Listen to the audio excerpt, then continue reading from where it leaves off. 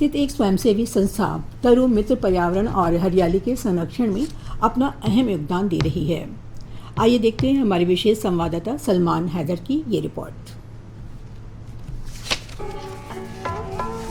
राजधानी पटना के कंक्रीट के जंगलों के बीच एक हरियाली का द्वीप बसा हुआ है। ये है तरु मित्र यानी पेड़ों का दोस्त। एक स्वयंसेवी संस्था तरु मित्र ने पटना के दीघा आशियाना मार्ग पर लगभग 10 एकड़ जमीन पर एक कृत्रिम जंगल उगा दिया है। दूर दूर तक उग आए कंक्रीट के जंगलों के बीच पेड़ पौधों के ये झुरमुट राजधानी के फेफड़े हैं जो ताज़ी हवा उपलब्ध कराते हैं। यहाँ चारों तरफ जैव विविधता दिखती है। पेड़ पौधों की 400 से अधिक प्रजातियों को संरक्षित किया गया है और प्रकृति तथा वातावरण को उसके नैसर्गिक रूप में रखने की कोशिश की गई है। 10 एकड़ में से 2 एकड़ क्षेत्र में मौसमी फसलें उगाई जाती हैं और इनमें जैविक खाद का उपयोग होता है जो यहीं के हरे अवशेषों से तैयार होती हैं। यहाँ पे हम लोग करीब 6.5 किलोवाट सोलर एनर्जी हार्वेस्ट करते हैं। पीछे जो आप मेरे सोलर देख पा रहे हैं, इससे हमारा पंप चलता है, पानी का पंप जो पानी ज़मीन से निकाल के हमारे टंकियों तक पहुंचाता है।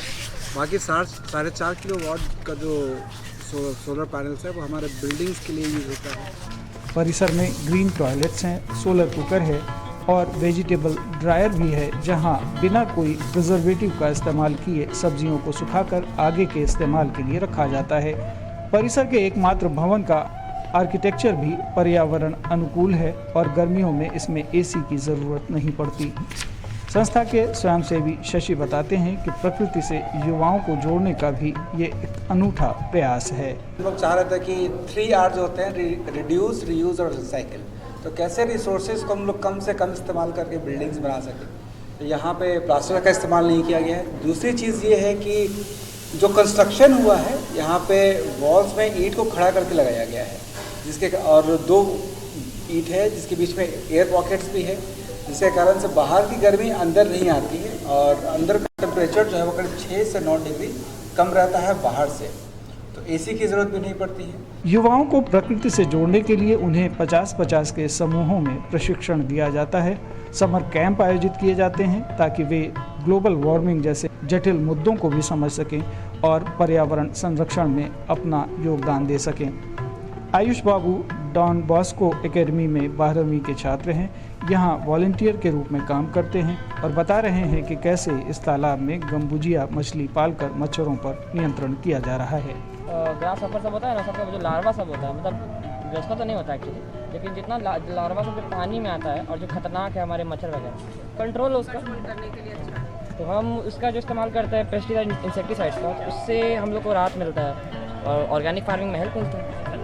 संस्था के निदेशक फादर टोनी पेंडनाथ कहते हैं कि परिसर में जैव विविधता, प्रकृति और जीव प्रेम सिखाया जाता है। इसका मुख्य लक्ष्य है कि हम लोगों की जो धरती माँ है, प्लानेट अर्थ, उसको आगे में हम लोगों का पीढ़ी से लेकर आगे पीढ़ियों तक आगे बढ़ाए और इसमें बायोडाइवर्सिटी है, जैव विविधता, और उसी को आगे बढ़ाए।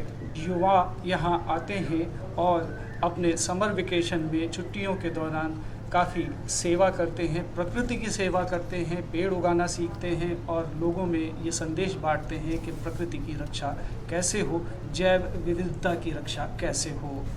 कैमरा पर्सन एजाज हुसैन के साथ सलमान हैदर, दूरदर्शन समाचार, पटना।